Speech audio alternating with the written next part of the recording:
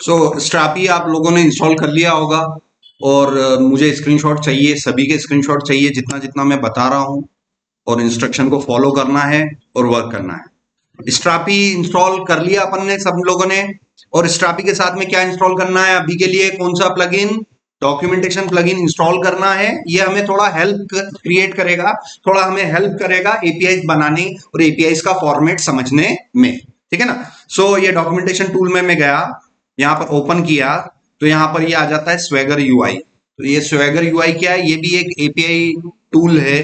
तो इसके अंदर हमें कौन कौन सी एपीआई देखने को मिल जाएगी, स्ट्रापी की रजिस्टर एपीआई, स्ट्रापी की हमें कौन सी एपीआई देखने को मिल जाएगी, लॉगिन की एपीआई। तो सेम टू सेम हम भी अपनी खुद की एपीआई किस फ्रेमवर्क में बना के मैं आपको बता रहा हूं, एक्सप्रेस में, ठीक है ना। कल को मैं आपको क्या सिखाऊंगा, आज नहीं तो कल मैं आपको क्या सिखाऊंगा, नेक्स्ट जेएस सिखाऊंगा कि नहीं सिखाऊंगा, है ना। नेक्स्ट जेएस में यूजर को रजिस्टर करना, नेक्स्ट जेएस में यूजर को लॉगिन करना, तो उसके अंदर भी हमें क्या बनानी पड़ेगी, एपीआई बनानी पड़ेगी। तो ये सारी समझ अंडरस्टैंडिंग आपको हो जाएगी अभी अगर आप फॉलो करोगे स्टेप बाय स्टेप, तो ठीक है ना। तो एक्सप्रेस हमने स्ट्रापी इंस्टॉल किया, ये आ गया, लॉगिन वाला मैंने किया था। अब मैं ओपन कर रहा हूं अपना पोस्टमैन, ठीक है ना। तो पोस्टमैन सबसे इंपॉर्टेंट सॉफ्टवेयर है आपके एज अ बैकएंड इंजीनियर। आपका काम ही क्या होता है, एपीआईज बनाना, ठीक है ना। एपीआईज बना के फ्रंट एंड वाले को देना, ठीक है ना। किसी भी कंपनी में अगर आप जाते हैं तो वहां पर पोस्ट कौन कौन सी होती है, पोस्ट होती है एक हमारे पास फ्रंट एंड इंजीनियर की, ठीक है ना। समझना, किसी भी सॉफ्टवेयर कंपनी में आप लगोगे तो वहां पर कौन कौन सी पोस्ट होती है, फ्रंट एंड इंजीनियर की होगी और एक बैक एंड इंजीनियर की होगी पोस्ट। तो बैक एंड इंजीनियर का काम क्या है, एपीआईज बनाना, ठीक है ना, डाटाबेस के साथ इंटरेक्ट करना, एपीआईज बनाना। और वो एपीआईज कौन कंज्यूम करेगा, वो एपीआईज कौन करेगा, वो एपीआईज कंज्यूम करने का मतलब है यूज करना। उन एपीआईज को यूज कौन लोग करेंगे, आपके कंपनी के front end engineer. Front end engineer कौन लोग होते हैं, जिनको एचटीएमएल आता है, जिनको सीएसएस आता है, जिनको जावास्क्रिप्ट आती है, जिनको बूटस्ट्रैप आता है ना, और जिनको प्रोफेशनल फ्रेमवर्क रिएक्ट आता हो, रिएक्ट जेएस आता हो। तो ये टेक्नोलॉजी जिनको पता है वो कंपनी के कौन से इंजीनियर बन सकते हैं, वो फ्रंट एंड बन सकते हैं। आप बैक एंड इंजीनियर है तो आपको किसका नॉलेज होना चाहिए, सबसे पहले डाटाबेस का। डाटाबेस अभी हम जो सीख रहे हैं वो कौन सा सीख रहे हैं, माइस्क्यूएल। और बैकएंड इंजीनियर कौन लोग होते हैं, जो एपीआईज बनाते हैं, है ना। एपीआईज बनाने के लिए कोई ना कोई टेक्नोलॉजी आपको चाहिए होती है। तो हम अभी क्या यूज कर रहे हैं, एक्सप्रेस जेएस फ्रेमवर्क यूज कर रहे हैं। आगे चल के हम क्या यूज करेंगे, नेक्स्ट जेएस यूज करेंगे, ठीक है ना। और हमें एपीआई बनाने के लिए एपीआई टेस्टिंग टूल चाहिए होता है। बैकएंड इंजीनियर लोगों को क्या चाहिए होता है, एपीआई टेस्टिंग टूल चाहिए होता है। तो हमारा एपीआई टेस्टिंग टूल कौन सा है बताइए, पोस्टमैन, ठीक है ना। हम अभी ये जो पूरी ट्रेनिंग चल रही है, अभी के जो लेक्चर चल रहे हैं, किस पर्सपेक्टिव से चल रहे हैं, फ्रंट एंड इंजीनियर के, back end engineer, back end engineer. हमारा काम ही क्या है, एपीआई बनाना। हमारे काम ही क्या है, डेटाबेस के साथ इंटरेक्ट करना, है ना। ये सारी चीजें हमारी चल रही है। तो मैं लेक्चर स्टार्ट होने से पहले ओवरव्यू आप लोगों को बता रहा हूँ कि चल क्या रहा है लेक्चर में, ठीक है ना। As a back end engineer हमने सबसे पहली कुछ एपीआईज बनाई, है ना। हमने कुछ एपीआईज बनाई। सबसे पहले एपीआई मैंने कौन सी बनाई, यूजर को रजिस्टर करने वाली एपीआई बनाई, ठीक है ना। मैंने प्रीवियस लेक्चर में, इससे प्रीवियस के प्रीवियस लेक्चर में क्या सिखाया, यूजर को रजिस्टर करने की एपीआई बताई। आज मैं यूजर को लॉगिन करने की एपीआई बता रहा हूं। यूजर जब लॉगिन करेगा वो अपना यूजर नेम देगा और पासवर्ड देगा, और उसको जब ये सारी चीजें सही होंगी, ये सारी चीजें जब सही होंगी तो उसको क्या मिल जाएगा, एक टोकन मिलेगा जिसे हम बोलते हैं JWT टोकन, ठीक है ना। जब आप अपना यूजर नेम और पासवर्ड देते हो और वो अगर सही होता है तो सिस्टम आपको क्या देगा, एक टोकन देगा। उस टोकन के माध्यम से आप आगे का काम कर सकते हो, ठीक है ना। तो आज हम वही देख रहे हैं। पोस्टमैन मैंने ओपन किया, ये देखो ये कल की मेरी एपीआई है, इस एंड पॉइंट पे मैंने बनाई थी। ये एंड पॉइंट एग्जैक्टली मैच करता है किससे, स्ट्रापी से, ठीक है ना। आप स्ट्रापी में जाओगे, ये देखो ऑथ लोकल, अगर इसको मैं ट्राइट आउट पे करूं, ये रहा आइडेंटिफायर, ये रहा पासवर्ड, एग्जीक्यूट बटन पे क्लिक करना। तो सेम टू सेम जैसी स्ट्रापी वालों ने एपीआई बना रखी है, एग्जैक्टली वैसी के वैसी एपीआई मैं भी बना रहा हूं। सिर्फ फर्क किसका है, पोर्ट नंबर का है। स्ट्रापी वालों की एप्लीकेशन 1337 पे चल रही है, मेरी एक्सप्रेस की एप्लीकेशन 3000 पे चल रही है, और कोई भी डिफरेंस नहीं है। तो हमें देख देख के एपीआई को बनाना सीखना है, ठीक है ना। सो ये पूरा आपको फॉर्मेट बता रहा है कि जब इस एपीआई पर ये पेलोड भेजेंगे तो ये ऐसा रिस्पॉन्स आएगा, आना चाहिए, ठीक है ना। तो इसमें देखो रिस्पॉन्स में की आ रही है JWT, ठीक है ना। ये JWT क्या है, ये आज पूरा लेक्चर इसके बारे में। तो मोटा मोटा तौर पे आपको समझना है कि जब मैं कोई एक लॉगिन की एपीआई बनाऊंगा, उसमें जनरली मैं अपना यूजर नेम दूंगा, पासवर्ड दूंगा। ये देखो मैंने अपना पोस्टमैन में यूजर नेम दिया और मैं अपना पासवर्ड दे रहा हूं। मैं यहां जैसे ही सेंड करूंगा तो यहां रिस्पॉन्स में मुझे सबसे इंपॉर्टेंट चीज क्या मिलनी चाहिए, JWT टोकन मिलना चाहिए। वो भी कब, जब मेरे आईडी पासवर्ड सही होंगे तब। समझ में आ रहा है ना। गलत होंगे तो क्या बोल देंगे हम, इनवैलिड क्रेडेंशियल, एरर नहीं, इनवैलिड क्रेडेंशियल 403, है ना। जनरली कुछ स्टेटस कोड होते हैं, जैसे सर्वर स्टेटस कोड आया हमारा, ये मैंने प्रीवियस लेक्चर में बताया था, ठीक है ना, कि अगर आपने अपने यूजर नेम पासवर्ड अगर गलत दिए तो आप बोलोगे 403, और अगर आपके पासवर्ड सही हैं तो आप क्या बोलोगे 200। 200 मतलब ओके। 403 का मतलब होता है परमिशन है कि नहीं, परमिशन नहीं है। परमिशन नहीं है इसका मतलब ये आपने जो आईडी पासवर्ड दिए हैं ये सही है कि गलत है, ये गलत है। तो गलत के केस में हम JWT टोकन नहीं देंगे। समझ में आ रहा है ना। सो यहां पर आप देखिए ये रवि यूजर नेम है और पासवर्ड इसका कुछ है, और मैं लॉगिन कर रहा हूं, और ये नहीं दिक्कत आ रही है। ये इसलिए दिक्कत आ रही है क्योंकि मैंने अपनी एप्लीकेशन स्टार्ट ही नहीं करी। तो आपको अपना एप्लीकेशन स्टार्ट करना पड़ेगा, आपको अपना डाटाबेस स्टार्ट करना पड़ेगा, क्योंकि एपीआई टेस्ट तो तभी हो पाएगी जब आपके पास रिक्वेस्ट आएगी एक्सप्रेस पे। तो एक्सप्रेस किससे पूछेगा, डाटाबेस से, और डाटाबेस ही बंद पड़ा है तो किससे पूछेगा। इसलिए आपकी एप्लीकेशन, आपकी एक्सप्रेस की एप्लीकेशन भी चालू होनी चाहिए, एक्सप्रेस की एप्लीकेशन भी चालू होनी चाहिए, और साथ साथ आपका डाटाबेस भी अप एंड रनिंग होना चाहिए, तभी आप पूरा फ्लो कंप्लीट कर पाएंगे, ठीक है ना। सो ये यहां पर हम गए पोस्टमैन में, मैंने यूजर नेम दिया, पासवर्ड दिया, मैंने सेंड कर रहा हूं, और ये इसने बता दिया 4 बीटा, ठीक है ना। तो 403 क्या है, what is 403? 403 is a server status code which is given by server to the client when the username password doesn't match, है ना। जब आपके यूजरनेम और पासवर्ड मैच नहीं होते हैं तब सर्वर किसको देता है, क्लाइंट को एक नंबर देता है जिसे हम क्या बोलते हैं, सर्वर स्टेटस कोड। और वो कोड जनरली 403 होता है किस केस में, जब आप आईडी पासवर्ड गलत होते हैं। अब आप डेवलपर हैं, आप चाहें तो यहाँ 200 भी दे सकते हैं, बट मैं आपको बता रहा हूँ स्टैंडर्ड सॉफ्टवेयर इंजीनियर क्या करते हैं, इनवैलिड क्रेडेंशियल के केस में वो लोग कौन सा स्टेटस कोड देते हैं क्लाइंट को, 403, क्योंकि 403 बना हुआ ही है किस लिए, गलत आईडी पासवर्ड के लिए दिया हुआ है। तो ये चीज आपको समझ में आई, ये 403 यहाँ पर आ रहा है, और क्या लिखा हुआ आ रहा है मैसेज में, इनवैलिड क्रेडेंशियल। ये सारी एपीआई मैंने कल बना के बता दी थी। अब मेरा यूजर नेम, अब मैं अपने डाटाबेस में भी आपको जाके बता दूं, तो डाटाबेस में गए, ठीक है ना, MySQL-u root-p और शो डाटाबेसेस, ठीक है ना। अब कौन सा डाटाबेस है, जस्ट डायल वाला डाटाबेस है, इसको इस्तेमाल करेंगे, यूज करेंगे। इस डाटाबेस के अंदर आए, शो टेबल्स, डाटाबेस के अंदर जाने के बाद टेबलों को देखेंगे, है ना। ये सारी बेसिक कमांडें प्रैक्टिस करनी पड़ेगी सर। इसके अंदर कितनी टेबलें बनी हुई है, 2 टेबल बनी हुई है। तो मुझे यूजर्स टेबल के रिकॉर्ड देखने के लिए क्या करूंगा मैं, सिलेक्ट स्टार फ्रॉम यूजर्स मैंने किया। तो आप देखिए यहां पर ये इतने सारी एंट्री मैंने डाल रखी थी, इसमें से एक लास्ट एंट्री मैंने रवि की डाल रखी थी। रवि का यूजर नेम ये रहा, रवि का पासवर्ड ये रहा। अब पासवर्ड तो मैंने प्लेन डाला कि एनक्रिप्ट करके डाला, एनक्रिप्ट करके डाला। अगर मेरे एनक्रिप्टेड पासवर्ड की लेंथ अगर 32 है तो बताओ कौन सी एल्गोरिदम हो सकती है, MD5। वेरी गुड, क्योंकि मैंने आपको बता रखा है, यहाँ पर मैंने प्रीवियस क्लास में बता रखा है कि अगर आपका पासवर्ड जो स्टोर हुआ है अगर वो एनक्रिप्टेड स्टोर हुआ है तो आप उसका पता लगा सकते हो उसकी लेंथ चेक करके, है ना। तो हमने प्रीवियस क्लासेस में आपको बता चुके हैं कि यार अगर MD5 होता है तो उसका जो स्ट्रिंग बनती है वो कितने कैरेक्टर की बनती है, वो 32 की बनती है। तो आप इसको कैलकुलेट करना, ये 63 से ये जितना भी आपका पासवर्ड है ये कॉपी करके ऑनलाइन आप जाना, online string length, online string length करके कुछ सर्च करना, आपको बहुत सारी वेबसाइट मिल जाएगी जहां पर आप अपनी स्ट्रिंग को क्या करेंगे, आप अपनी स्ट्रिंग को पेस्ट करेंगे तो आपको लेंथ पता लग जाएगी। ये 32 पता लग रही है ना, ये 32, ये देखो या दिखाई दे रहा है सभी को। तो जो मैंने हैश डाला उसकी लेंथ मेरे को पता चल गई 32।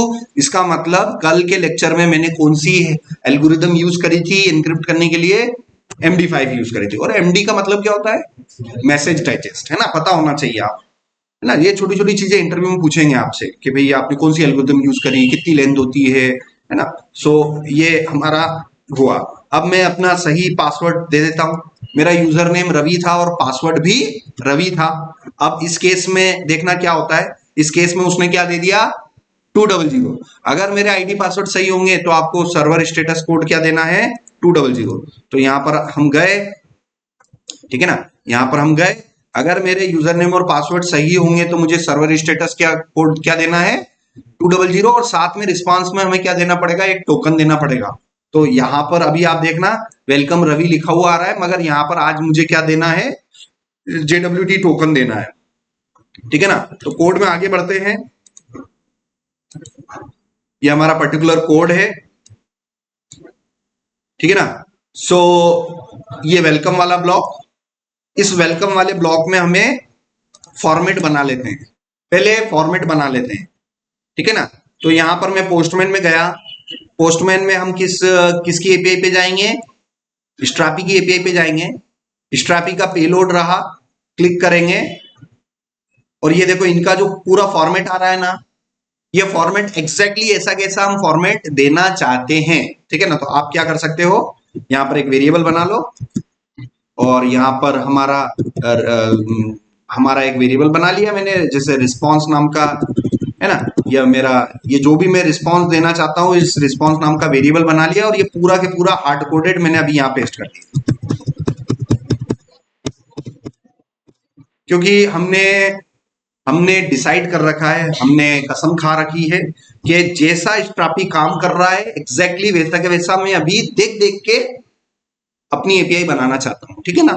तो ये पूरा के पूरा जो जेसन टोकन था स्ट्रापी वालों का एग्जैक्टली मैंने कॉपी किया, अभी यहां पर मैंने पेस्ट किया और पेस्ट करते समय मैंने किस वेरिएबल में असाइन कर दिया, रिस्पांस नाम के वेरिएबल में।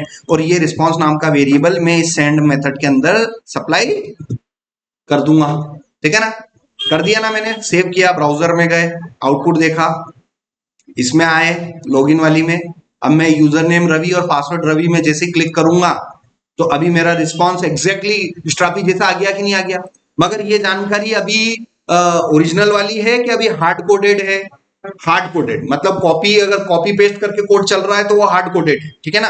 तो ये हार्ड कोडेड जो रिस्पांस है ये लगभग स्ट्रापी जैसा आ गया कि नहीं आ गया, क्योंकि कॉपी पेस्ट ही तो है।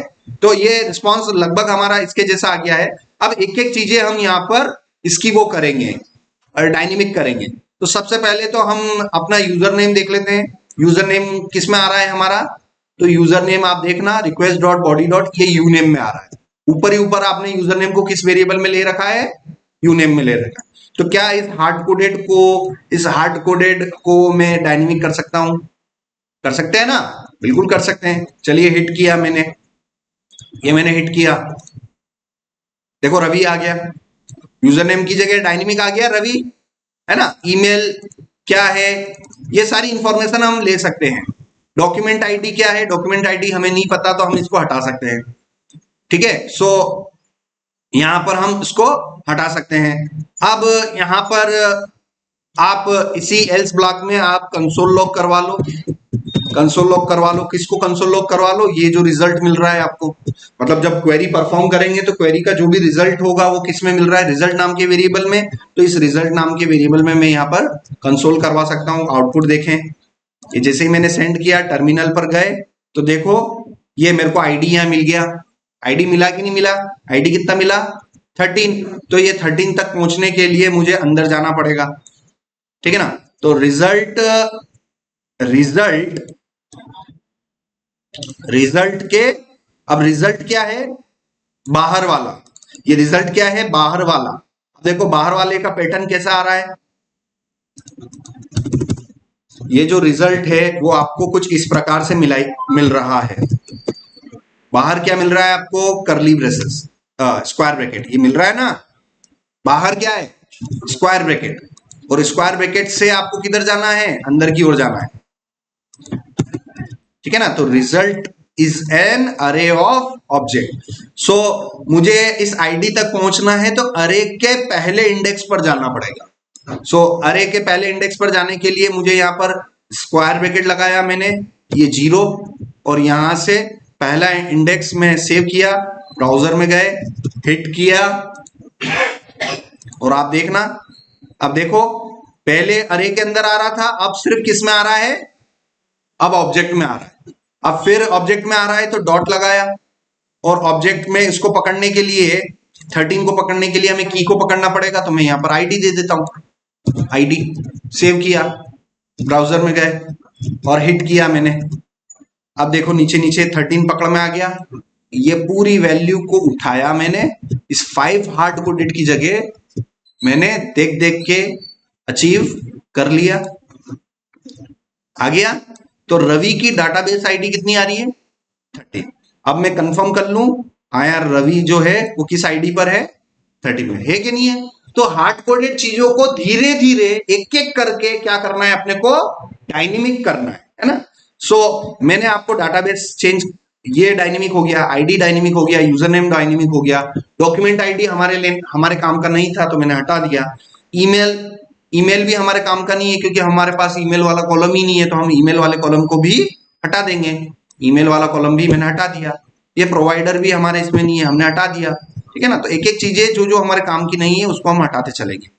ये देखो, ये कंफर्म ब्लॉक, ये कुछ भी हमारे काम का नहीं है तो मैं इसको हटा देता हूँ, कंफर्म और ब्लॉक को भी हटा देता हूँ। सेव किया, ब्राउजर में गए, आउटपुट देखा, तो सिंपल एक फॉर्मेट बन गया जिसमें डाटाबेस यूजर की डाटाबेस आईडी आ रही है, यूजर नेम आ रहा है, क्रिएटेड ऐड हम ले आते हैं, क्रिएटेड ऐड भी हम ले आते हैं। सो सो ये रवि नाम का जो यूजर है ये कब क्रिएट हुआ है, क्या ये हमारे पास डाटाबेस में एंट्री है, रवि नाम का यूजर कब क्रिएट हुआ है, क्या आपके पास कोई ऐसा कॉलम है जिसमें आप बता सकते हो कि डाटाबेस में एंट्री कब हुई है, नहीं है ना। तो टेबल जो यूजर नाम की टेबल है उसमें आपने कॉलम ही नहीं ले रखे हैं, तो आप उसकी क्रिएटेड ऐड की स्टेटस कैसे पता कर सकते हो। भाई डाटाबेस में जब एंट्री हो रही है तब का समय नोट डाउन करना पड़ेगा ना। जैसे आप मार्केट में कोई सामान लेने जाते हो तो बिल बनता है, जब बिल बनता है तो वो टाइम वाइम सब नोट करते हैं ना कि यार इस समय ये कस्टमर आया, उसने ये चीज खरीदी। तो सिस्टम में अगर कोई एंट्री जाएगी तो उस समय का टाइम हमें स्टोर करना पड़ेगा कि नहीं करना पड़ेगा। अगर कोई यूजर डाटाबेस में एंट्री मार रहा है, एंट्री हो रही है उसकी, तो उस समय का हमें टाइम रिकॉर्ड करना पड़ेगा कि नहीं करना पड़ेगा। मेरे पास कॉलम ही नहीं है, मैं रिकॉर्ड कहां से करूंगा। तो जनरली मैं रूल बता रहा हूं, आज के बाद कोई सी भी टेबल बनाओगे, एक चीज तो मैंने बता रखी थी, आईडी वाला कॉलम हमेशा लेना ही लेना है। आज दूसरी बात और ध्यान रखना कि कोई सी भी टेबल बनाओ, आईडी वाला कॉलम फर्स्ट होना चाहिए और क्रिएटेड और अपडेटेड डेट वाले कॉलम सबसे लास्ट में होने चाहिए। ये रूल दिमाग में बिठा ले। दुनिया का कोई सा भी प्रोजेक्ट हो, कोई सी भी टेबल हो, हमें बनाने ये कॉलम है, फिक्स 3 कॉलम बना लेना। किसी भी प्रोजेक्ट में काम करो लाइफ में, कोई सी भी टेबल हो, पहला तो हमें क्या चाहिए, आईडी, और सबसे लास्ट में आप किस नाम से कॉलम बनाओगे, क्रिएटेड एट के नाम से, और एक लास्ट में बनाओगे अपडेटेड एट। इसका भी मैं आपको बताऊंगा इन दोनों कॉलम का क्या वो रहेगा। तो क्रिएटेड एट से तो हमें ये पता चल जाएगा कि उसकी एंट्री कब हुई, और उस रिकॉर्ड में हम जब जब भी अपडेट करेंगे उसकी अपडेटेड ऐड भी हम वैल्यू को रखेंगे। तो अब देखो देख देख के काम करने में आसानी हो रही है कि नहीं हो रही यार। स्ट्रापी वाले तो क्या दे रहे हैं बताओ, क्रिएटेड ऐड और अपडेटेड वाला टाइम दे रहे हैं कि नहीं दे रहे हैं, कि भाई इस यूजर की एंट्री इस समय, ये 12 तारीख को 22 तारीख को इतनी बजे है ना इसकी एंट्री हुई, तो पूरा का पूरा टाइम नोट हो रहा है कि नहीं हो रहा है स्ट्रापी में। क्या हमारी टेबल के अंदर क्या आप बता सकते हो कि ये पलक का रिकॉर्ड किस दिन स्टोर हुआ था, बता सकते हैं क्या, अभी नहीं बता सकते हैं। क्यों नहीं बता सकते हैं, क्योंकि हमने क्रिएटेड एट वाला कॉलम लिया ही नहीं था। तो हमेशा जब भी कोई टेबल बनानी है तो कौन कौन से कॉलम लेओगे? फर्स्ट कॉलम कौन सा लेओगे? आईडी वाला, जिसको फिक्स मैंने याद करवा रखा था आपको। आईडी इंटीजर प्राइमरी की, आईडी इंटीजर अनसाइंड प्राइमरी की, ऑटो इंक्रीमेंट। आंख बंद करके ये चीज रटने को मैंने बोला था, ठीक है ना। ID integer unsigned primary, primary की, ऑटो अंडरस्कोर इंक्रीमेंट। तो मैंने आपको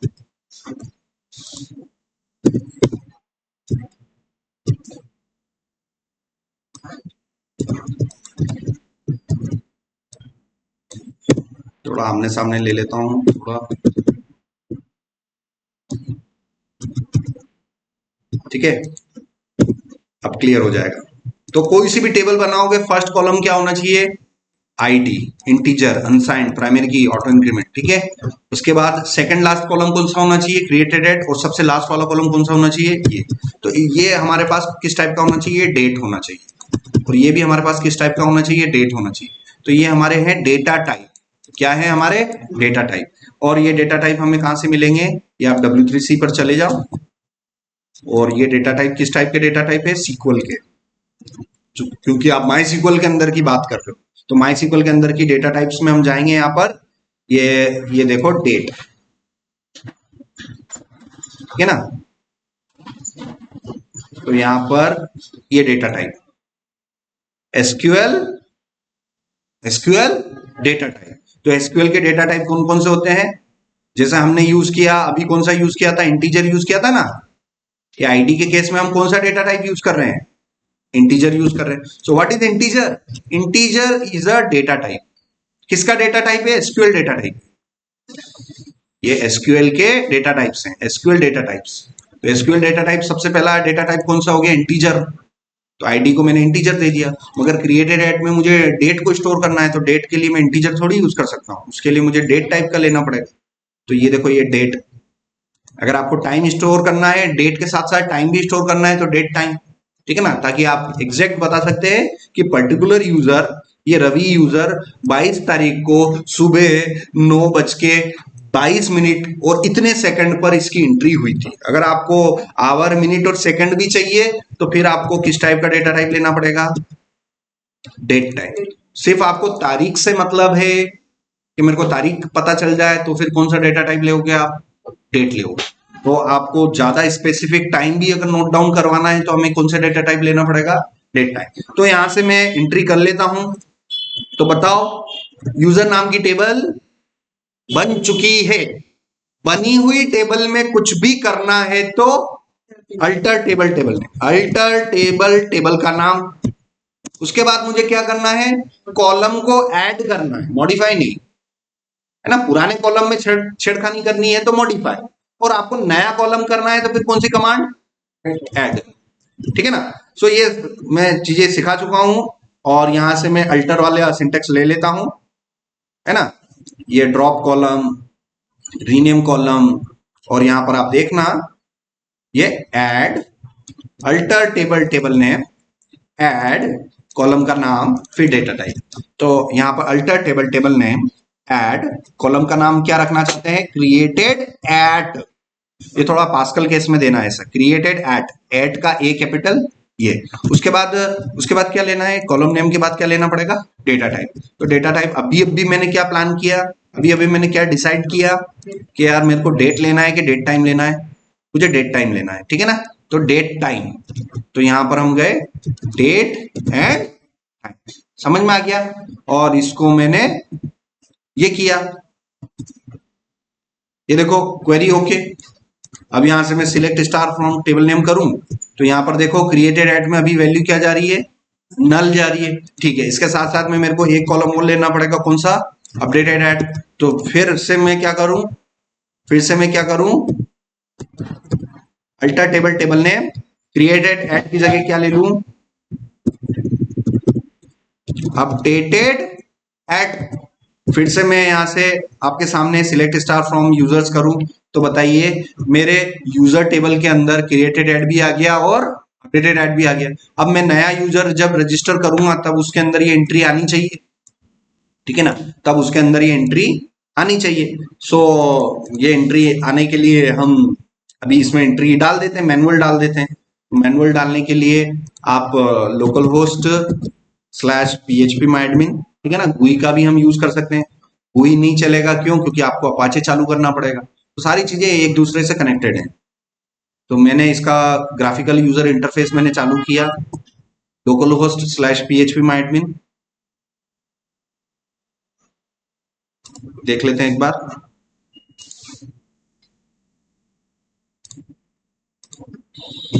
local host slash php myadmin। So this is your graphical user interface. कौन से डाटाबेस पे हम काम कर रहे हैं? Just Dial. कौन सी टेबल पे काम कर रहे हैं? जस्ट डायल 2 नाम की टेबल पे हम काम कर रहे हैं। जस्ट डायल db2 नाम की टेबल में यूजर्स, और यूजर्स में ये रवि है, और रवि में यहां पर देखो मैं ये डेट डाल देता हूं आज की, ये मैंने यहीं से अपडेट कर दी, ठीक है ना। ये डबल क्लिक करके मैंने यहीं से अपडेट कर दी। तो मैंने इंफॉर्मेशन को ग्राफिकल यूजर इंटरफेस से यहीं से अपडेट कर दी। तो आप सीक्वल में भी जाके अब चेक कर सकते हो। तो देखो आ गई ना डेट, आ गई ना डेट। तो अब इस क्रिएटेड एट वाले कॉलम को हम यहाँ एपीआई के रिस्पॉन्स में दे सकते हैं, ठीक है ना। सो यहाँ पर मैं गया लॉगिन रवि, मैं हिट करूंगा तो जो मेरी तारीख होगी, मैंने यहाँ डाटाबेस में से तो 23 दिसंबर डाल रखा है, मगर यहाँ पर अभी 22 दिसंबर क्यों आ रहा है? क्योंकि ये डेट हार्ड कोडेड पड़ी हुई है कोडिंग में, ये हार्ड कोडेड पड़ी हुई है। तो इस डेट को आप 1 बाय 1 आप कंसोल लॉग करवाओ, कि जो भी हमारे पास रिस्पॉन्स में आ रहा है उसको हम क्या करवा ले, कंसोल लॉग करवाओ, रिजल्ट को कंसोल लॉग करवाओ, ठीक है ना। हिट करके देखो, ये मैंने हिट करके देखा, देखो क्रिएटेड एट आ गया कि नहीं आ गया। तो अब मुझे उसको क्रिएटेड एट को पकड़ना है, तो मुझे कैसे पकड़ना पड़ेगा उसको, है ना। रिजल्ट स्क्वायर ब्रैकेट के अंदर 0, उसके बाद डॉट आईडी की बजाय डॉट क्रिएटेड एट। तो ये पूरा के पूरा लिया मैंने, इस वैल्यू की जगह ये मैं हटाया मैंने, और ये क्रिएटेड एट मैंने ले लिया, ये क्रिएटेड एट यहां ले लिया। और ये पब्लिश्ड एट मुझे जरूरत नहीं है, इसको मैं हटा देता हूं, और यहां पर मैं ले लेता हूं अपडेटेड एट। सो ये मैंने अपडेटेड एट ले लिया, ठीक है ना। और यहां से मैं सेंड करूं, देखो आ गया। सो यूजर नेम क्रिएटेड एट और अपडेटेड आ गया कि नहीं आ गया? डायनेमिक कितना आ रहा है? 23 दिसंबर आ रहा है कि नहीं आ रहा है? अब GUI में तुरंत जाके चेंज करो, 23 दिसंबर से उसको कर लो 13 दिसंबर कर लो, कुछ भी कर लो, चेंज कर लो। तो डेट चेंज कर ली मैंने डाटाबेस में। मैंने ग्राफिकल यूजर इंटरफेस में जाके तुरंत चेंज किया कि नहीं किया? 23 दिसंबर से मैंने क्या चेंज कर दिया? 13 दिसंबर कर दिया। और यहां से मैं 10 दिसंबर कर दूं, ये 10 दिसंबर मैंने कर दिया। और इन्फॉर्मेशन अब पोस्टमैन में जो डाटाबेस में है वो के वही हमें रिस्पॉन्स में भी रिफ्लेक्ट कर जाएगा। तो देखो ये रिफ्रेश करो, तो क्रिएटेड एट की वैल्यू कितनी आ रही है? 13 दिसंबर, और अपडेटेड एट की वैल्यू क्या आ रही है? 10 दिसंबर। यूजर नेम भी डायनेमिक आ रहा है, यूजर आईडी भी डायनेमिक आ रहा है। ये इतना पोर्शन डायनेमिक हो गया कि नहीं हो गया? हो गया ना, डाटाबेस के हिसाब से रिस्पॉन्स आ रहा है तो डायनेमिक हो गया है, ठीक है ना। अब सिर्फ हमें किसको अब डायनेमिक करना है? JWT वाले पार्ट, ठीक है ना। तो JWT क्या होता है इसके बारे में अब हम बात करते हैं। तो आपको आज के लेक्चर में ये चीजें करनी है यार। सर ने क्रिएटेड वाला कॉलम लिया, वहां से स्ट्रापी का रिस्पॉन्स लिया, एग्जैक्टली पेस्ट किया, और उसमें एक एक चीजें सर ने क्या करी? डायनेमिक करी। पहले हार्ड कोडेड थी, फिर मैंने धीरे धीरे क्या किया? एक एक चीजों को डायनेमिक किया, फालतू चीजों को मैंने हटा दिया, ठीक है ना। तो आपको भी इसी तरीके से इसको फॉलो करना है। तो date time and date time, और उसके बाद हम बात करते हैं JWT की। सो JWT के जो है, JWT टोकन जो होता है, JWT टोकन के 3 पार्ट होते हैं। उसके कितने पार्ट होते हैं? 3 पार्ट होते हैं, A.B.C। आप इसको इस पैटर्न को अगर केयरफुली देखोगे ना, इस पैटर्न को आप केयरफुली देखो, ये A वाला पार्ट, ये देखो दिख रहा है, ये डॉट दिख रहा है सभी को। फिर B वाला पार्ट देखो, ये E से लेके ये यहां तक, ये दिख रहा है। ये पूरी स्ट्रिंग में 2 डॉट दिखाई दे रहे हैं आप, A.B.C। तो JWT के 3 पार्ट होते हैं, और इन्हीं इन्हीं के बारे में हम बात करेंगे वन बाय वन। तो JWT टोकन हमें कहाँ देना होता है? जब आप अपना यूजर नेम और पासवर्ड सिस्टम को देते हैं तो वो आपको बदले में क्या दे देता है? एक टोकन दे देता है। तो नेक्स्ट टाइम अगर कुछ भी काम करवाना है तो आपको बार बार यूजर नेम और पासवर्ड देने की जरूरत नहीं है, आप टोकन भी दोगे तो भी आप ऑथेंटिकेट हो जाओगे, ठीक है ना। तो इसलिए हमारे पास ये टोकन अवेलेबल है। तो टोकन आपकी तरह आपका टोकन क्या है? एक एक एक स्ट्रिंग है, A.B.C वाली एक स्ट्रिंग है जिसमें सब कुछ है, आपकी जानकारी, आपका यूजर नेम भी उसी के अंदर पड़ा हुआ है। ये A.B.C जो है ना, ये पूरा स्ट्रिंग लंबा चौड़ा जो भी स्ट्रिंग है, इसके कितने पार्ट है? A.B.C का पार्ट है, और इस स्ट्रिंग के अंदर आपका यूजर नेम भी पड़ा हुआ है, इस स्ट्रिंग के अंदर आपका पासवर्ड भी पड़ा हुआ है, आपका क्रिएटेड एड भी पड़ा हुआ है, आपका अपडेटेड, आपकी सारी जानकारी इस रैंडम स्ट्रिंग के अंदर है। और ये रैंडम स्ट्रिंग जिसके पास भी होगी वो आपके सिस्टम, आपकी तरह वो ऑथेंटिकेट कर सकता है सिस्टम में, ठीक है ना। सो टोकन क्या हो गया? टोकन बेसिकली एक ऐसा सिस्टम है जिसके थ्रू आप सिस्टम में एंटर कर सकते हो। इसमें आपको यूजर नेम और पासवर्ड बार बार देने की जरूरत नहीं है। आप सिस्टम को यूजर नेम और पासवर्ड दो, और अगर वो सही होंगे तो बदले में आपको क्या दे देगा? एक टोकन दे देगा। और नेक्स्ट टाइम कुछ भी काम करवाना है तो फिर से यूजर नेम और पासवर्ड देने की जरूरत नहीं है, फिर आप सिर्फ क्या दोगे? टोकन दोगे और अपना काम करवा लोगे, जो भी आपको इंसर्ट अपडेट अपडेट करवाना है सिस्टम से, ठीक है ना। तो ये हमारा एक ऑथेंटिकेशन टोकन होता है। तो JWT का फुल फॉर्म होता है जेसन वेब टोकन। JWT का मतलब होता है जेसन वेब टोकन, ठीक है ना। तो JWT का JWT का फुल फॉर्म क्या होता है? जेसन वेब टोकन, जो कि हमें कब जनरेट करना होता है? लॉगिन के टाइम पर, जब हम यूजर से उसका यूजर नेम मांगते हैं, पासवर्ड मांगते हैं, तो फिर यूजर को हमें क्या देना पड़ता है? JWT टोकन देना पड़ता है, जैसा कि स्ट्रापी वाले देते हैं, ठीक है ना। स्ट्रापी की लॉगिन एपीआई आप देखना, आप लॉगिन करोगे, आपको बदले में यूजर की जानकारी तो मिलती ही मिलती है, मगर साथ साथ में सबसे इंपॉर्टेंट चीज आपको क्या मिलती है? टोकन मिलता है। और इस टोकन को अब हम क्रिएट करने जा रहे हैं, ठीक है ना। सो हम यूज कर रहे हैं एक्सप्रेस। हम क्या यूज कर रहे हैं? एक्सप्रेस। सो यहां पर मैंने चैट ओपन किया। So express JS example of JWT token, ठीक है ना। ये मैंने इतना सा लिखा, express example of JWT token के। एक्सप्रेस जेएस के अंदर हमें किसका एग्जाम्पल बता दो? JWT का एग्जाम्पल बता दो। तो देखना ये इंपॉर्टेंट लाइब्रेरी कौन सी इंस्टॉल कर रहा है। एक्सप्रेस हमने इंस्टॉल कर चुके हैं, JWT टोकन हमें इंस्टॉल करनी है, अभी करनी है, और बीक्रिप्ट हमने ऑलरेडी इंस्टॉल कर रखा है, ठीक है ना। सो जेसन वेब टोकन नाम की लाइब्रेरी को हमें, अगर आपको इंस्टॉल करना है तो ये नया टर्मिनल लिया, और यहां पर हमें जब भी हम npm इंस्टॉल करते हैं, npm इंस्टॉल और कोई भी लाइब्रेरी करते हैं, npm इंस्टॉल किसी भी लाइब्रेरी को इंस्टॉल करते हैं, तो वो लाइब्रेरी आती कहां से है? वो npm जेस से आती है। तो यहां से मैं क्या लिखूं? जेसन वेब टोकन नाम से सर्च करूं तो मुझे एग्जैक्ट मिल जाएगा, एग्जैक्ट मैच। ये एग्जैक्ट मैच मिल गया मेरे को, ये देखो एग्जैक्ट मैच। इस लाइब्रेरी को खोल लेना। तो ये आप जैसे ही npm install Jason web token करते हो तो पूरा सोर्स कोड यहीं से आता है उसका, ठीक है ना। तो ये उसकी रेपो है, और इसको यूज करने का पूरा तरीका दे रखा है, ठीक है ना। सो मैं भी इंस्टॉल कर रहा हूं npm install Jason web token, और सामने क्या खोल के रखना है अपने को? पैकेट.json। थोड़ा सा नीचे जाना, देखना इससे पहले मैंने कौन कौन सी डिपेंडेंसी, कौन कौन सी लाइब्रेरी इंस्टॉल कर रखी थी। मैंने bcrypt इंस्टॉल कर रखा था, मैंने एक्सप्रेस इंस्टॉल कर रखा था, मैंने MySQL2 इंस्टॉल कर रखा था, और अब मैं चौथा पैकेज इंस्टॉल करने जा रहा हूं आपके सामने।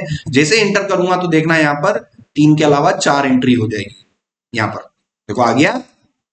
तो जेसन वेब टोकन का कौन सा वर्जन आया? 9। तो आप यहाँ से कंफर्म भी कर सकते हो, यहाँ से आप कंफर्म भी कर सकते हो। देखो ये 903, और यहाँ पर भी हमें कौन सा मिला? 903। आप इसकी गिटहब रिपोजिटरी भी चेक कर सकते हो।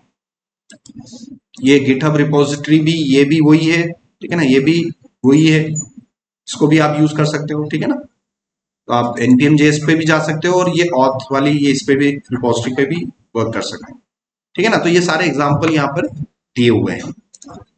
ठीक है, सो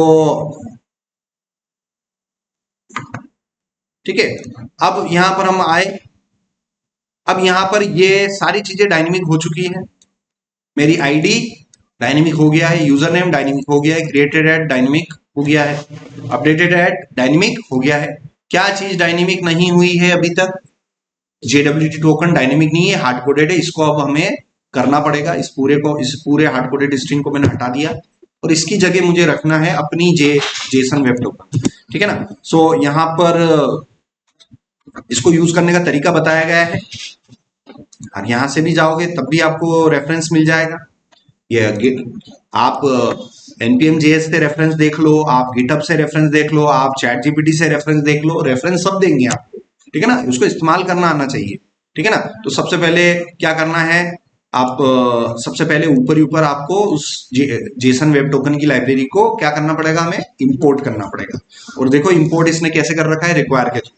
और हमने ऊपर ही ऊपर रिक्वायर के थ्रू कर रखा है कि हमने भी रिक्वायर के थ्रू कर रखा है, तो रिक्वायर से रिक्वायर चलेगा। ठीक है ना। तो हम भी ये रिक्वायर, ये मैंने किया, पेस्ट किया, ये JWT आया। और उसके बाद हम यहाँ पर देखते हैं। ठीक है ना, इसका एग्जाम्पल हम देखते हैं।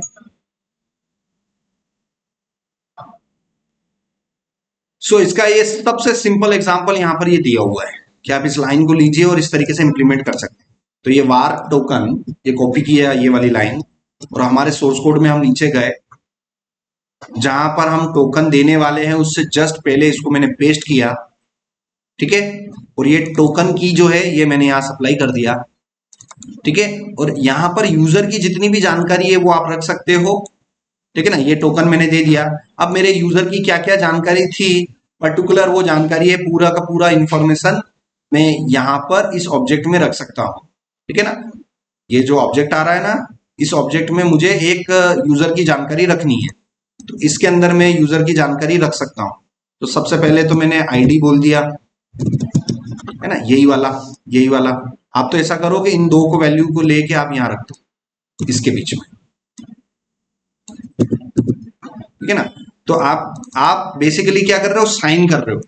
साइन करने का मतलब ये हो गया कि आपके पास एक टोकन आप देने वाले हो, मगर उससे पहले आप जानकारियों को ले रहे हो और कॉपी पे उस एक कार्ड पर आप उसको लिख रहे हो और साइन करके आपने वो कार्ड दे दिया, बेसिकली वो टोकन दे दिया।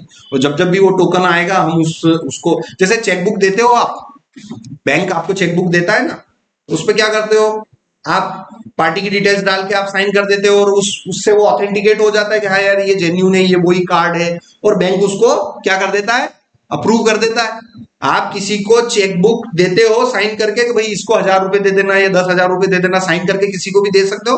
वो चीजें वो सामने वाला बैंक में ले जाएगा और बैंक वहां से उस चेक को क्या करता है, ऑथेंटिकेट करेगा ना कि यार ये वही उसी का ही चेकबुक है कि नहीं, ये साइन मैच कर रहे कि नहीं कर रहे। तो ये सारा सिस्टम वही है। तो ये JWT भी क्या है, एक तरीके से वही सिस्टम है यूजर को ऑथेंटिकेट करने के लिए कि यार ये उसी का है कि नहीं है, ये वो टोकन उसी यूजर का है कि नहीं। तो इस तरीके से यहाँ पर उस चेकबुक के अंदर, उस आपके टोकन के अंदर ये सारी जानकारी रखी जा रही है, फिर साइन किया जा रहा है और फिर आपका टोकन बने, और उस टोकन को आपने यहां सप्लाई कर दिया। यहां पर एक सीक्रेट टोकन है हमारे पास, ये सेकंड आर्गुमेंट हमारे पास सीक्रेट टोकन है। इस सीक्रेट टोकन को आप कुछ भी ले सकते हैं। यहां पर मैंने ले लिया ओके लैब्स। ठीक है ना, ये मेरा सीक्रेट टोकन है। इस सीक्रेट टोकन में आप कुछ भी लिख सकते हो, जो आपकी कॉन्फिडेंशियल या खुफिया स्ट्रिंग है वो आप यहां रख सकते हो। सेव किया, ब्राउजर में गए और आप देखना, देखो मेरा ये चेंज हो गया है ना, ये JWT मेरा चेंज हो गया। अब मैं फिर से हिट करूंगा, ये फिर से चेंज हो गया, ये फिर से चेंज करूंगा। ये टोकन जो है, ये टोकन जितनी बार भी मैं लॉगिन करूंगा मुझे न्यू न्यू टोकन मिलेंगे। एक बार टोकन मुझे ये मिला, दूसरी बार फिर हिट कर रहा हूं, फिर ये टोकन मुझे, इस बार फिर से ये टोकन मिल गया, दूसरा टोकन। अब इनमें कंपेयर करना, फिर से मैंने लॉगिन किया, फिर से मुझे टोकन वही मिला कि अलग अलग मिल रहा है, हर बार अलग अलग मिल रहा है। जितनी बार मैं लॉगिन करूंगा उतनी बार मुझे JWT का टोकन फिक्स मिल रहा है कि अलग अलग मिल रहा है, अलग मिल रहा है। हर टोकन की, every token has some expiry, हर टोकन की क्या है, एक्सपायरी है। ये जो टोकन आपको मिल रहे हैं ना, इनकी एक्सपायरी है, ये वैलिड है। जैसे आप यहाँ पर स्ट्रापी में जाना, ये स्ट्रापी की एपीआई में मैं गया और ये जितनी बार मैं क्लिक करूंगा तो देखो मेरे को टोकन अलग अलग मिल रहे हैं, और शायद अब मुझे अपनी वाली हिट करनी है। देखो जिस प्रकार से स्ट्रापी की लॉगिन एपीआई काम कर रही है, जितनी बार मैं लॉगिन पे हिट करूंगा उतनी बार मेरे JWT अलग अलग जनरेट हो रहे हैं कि नहीं हो रहे हैं? बिल्कुल हो रहे हैं। उसी प्रकार से मेरे भी JWT टोकन अलग अलग जनरेट हो रहे हैं। तो ये जो टोकन है ना, ये टोकन भी वैलिड है, ये भी वैलिड है, ये भी वैलिड है, ये सारे टोकन वैलिड रहेंगे क्योंकि इनकी कोई एक्सपायरी टाइम होती है। सो आप अगर चाहते हो कि मेरा जो टोकन है 10 दिन के लिए वैलिड रहे, 20 दिन के लिए वैलिड रहे, तो आप इसमें है ना ये एक्सपायरी टाइम भी अटैच कर सकते हो। सो यहाँ पर आप साइन करते समय ये देखो signing a token with 1 hour expiration. आपको कोई टोकन देना है और वो टोकन सिर्फ कितने टाइम के लिए वैलिड रहेगा? 1 घंटे के लिए वैलिड रहेगा। तो ये वाला सैंपल आपको यूज करना है, जिसमें ये कुछ इस तरीके से आएगा आपका, ठीक है ना, ये कुछ इस तरीके से आएगा। तो ये मैंने यूज किया है यहाँ पर, var token is equal to JWT,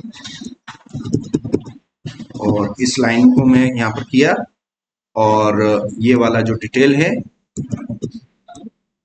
ये यहाँ पर रख दिया मैंने। अब ये जो टोकन बना ना मेरा, ये वाला टोकन जो बना, अब ये जो टोकन मेरा बना ये 1 घंटे के लिए वैलिड रहेगा। अब जैसे ही मैं अपने 3000/ओकल पे करूंगा तो ये देखना, ये मेरा टोकन बना, और ये टोकन जो है it is only applicable for 1 hour. तो ये this token is applicable for 1 hour. तो ये जो नीचे वाला टोकन है इसको अगर आप ऑथेंटिकेट करोगे सिस्टम से तो वो 1 घंटे तक वैलिड बताएगा, मगर जैसे ही 1 घंटा फिनिश होगा, मतलब आपको अभी 11 बजे अगर आप इसको 11:30 बजे के आसपास अगर इसको इसी टोकन को आप ऑथेंटिकेट करेंगे तो वो नहीं होगा, ये एक्सपायर हो जाएगा ये पर्टिकुलर टोकन। तो ये इनको नेक्स्ट लेक्चर में मैं आपको इनको चेक करना भी बता दूंगा कि कोई सा टोकन सर अगर मुझे सिर्फ 5 सेकंड के लिए ऑथेंटिकेट करना है, 1 मिनट के लिए ऑथेंटिकेट करना है, तो वो चीजें भी अपन टेस्टिंग कर लेंगे। आज के लेक्चर में हमने क्या सीखा? आज के लेक्चर में हमने सिर्फ इतना सीखा है कि जब आईडी और पासवर्ड सही होंगे तब हमें रिस्पॉन्स में यूजर की डिटेल देनी है, डायनेमिक डिटेल्स देनी है, और साथ साथ में हमें क्या देना है? एक JWT टोकन देना है। उस टोकन के कितने पार्ट होते हैं? उसके 3 पार्ट होते हैं, A पार्ट, B पार्ट और C पार्ट। तो इस A को क्या बोलते हैं, B को क्या बोलते हैं, C को क्या बोलते हैं, ये थोड़ा सा इन्वेस्टिगेट कर लेते हैं। सो यहां पर मैंने चैट ओपन किया। There are 3 parts of JWT token, ठीक है ना, प्लीज नेम देम, ठीक है ना। मैंने उसको बोला कि यार JWT टोकन के 3 पार्ट होते हैं और किस पार्ट को क्या क्या बोलते हैं। इसने ABC की बजाय इसने क्या ले लिया? XX, YY, ZZ। तो भाई A बोलो, B बोलो, या C बोलो, या X बोलो, Y बोलो, Z बोलो, बट 3 पार्ट में इसको भी मालूम है कि 3 पार्ट में होते हैं। सबसे पहले पार्ट को बोलते हैं हेडर। क्या बोलते हैं? हेडर। A वाला जो पार्ट है उसको हमेशा क्या बोलेंगे हम कि यार ये हेडर है। दूसरे पार्ट को हम क्या बोलते हैं? पेलोड, ठीक है ना। दूसरे पार्ट को हम क्या बोलते हैं? पेलोड। तीसरे पार्ट को हम बोलते हैं सिग्नेचर, ठीक है ना। तो ये हो गया A.B.C मतलब header dot payload dot signature. So ये E से लेके ये इतना पार्ट क्या है मेरा? हेडर है, वेरी गुड। ये बीच वाला पार्ट मेरा क्या है? Payload, very good. और ये लास्ट वाला डॉट के बाद लास्ट वाला ये मेरा क्या है? सिग्नेचर। सिर्फ बेसिक पता होना चाहिए कि सर JWT जनरेट करते समय सर 3 चीजें होती हैं, एक हेडर होता है, एक पेलोड होता है, एक सिग्नेचर होता है। भाई हेडर क्या होता है सर? इसके बारे में तुम्हारे को नहीं मालूम, बट इतना पता है। कभी ऐसे फंस जाओ इंटरव्यू में तो बेसिक चीजें भी बता दोगे तो भी बच जाओगे यार, के बंदे को बहुत ज्यादा तो नहीं पता बट इसको बेसिक बेसिक चीजें अच्छी तरीके से पता है। क्या सर JWT टोकन हम कब देते हैं यूजर को? लॉगिन के टाइम पर। और क्या होता है JWT टोकन का एक्सपायरी टाइम होता है, वो एक्सपायरी टाइम हम खुद सेट कर सकते हैं। 1 घंटे का करना है, 1 दिन का करना है, 6 महीने का करना है, साल भर का करना है, वो किसके कंट्रोल में है? डेवलपर के कंट्रोल में है, मेरे कंट्रोल में, क्योंकि कोड में कर रहा हूं। जैसा मैं कोड करूंगा वो वैसा मेरा टोकन बन जाएगा। समझ में आ रहा है? तो आपको इतना पता होना चाहिए कि यार जो जेडब्ल्यूटी का टोकन होता है उसके 3 पार्ट होते हैं, हेडर होता है, पेलोड होता है, सिग्नेचर होता है। तो जितने भी यूजर की जानकारी है वो इस वाले बीच वाले पार्ट में होती है, पेलोड में। ठीक है ना? जैसे मैंने यहां पर कोड में दे दिया ना, जैसे मैंने कोड में दे दिया आईडी ये है, यूजर नेम ये है, ये सारी जानकारी मेरे लिए इस कहां पर स्टोर होगी? पेलोड के अंदर। ठीक है ना? इस वाले बीच वाले पार्ट के अंदर इतना थोड़ा थोड़ा पता होना चाहिए भाई, ये है। ठीक है, इसको मैं सेव कर लेता हूं।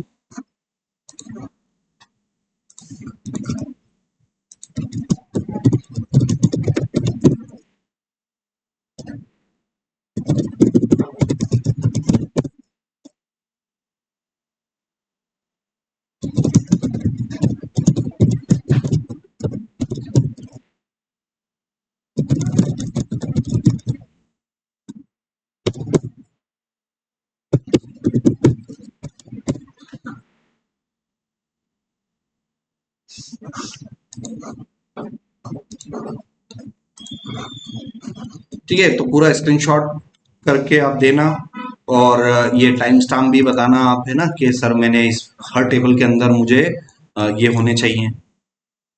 आईडी रोल्स वाली टेबल बना ली मैंने, चलो सिलेक्ट स्टार फ्रॉम रोल्स मैंने बता दी।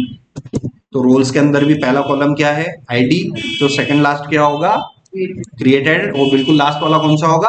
अपडेटेड है। तो ये लेना ही लेना है, आंख बंद करके कोई सी भी टेबल बना रहे हो भैया, पहला कॉलम आईडी, सेकंड लास्ट वाला क्रिएटेड है, और लास्ट वाला अपडेटेड है, ये लेना ही लेना है अपने को। ठीक है ना?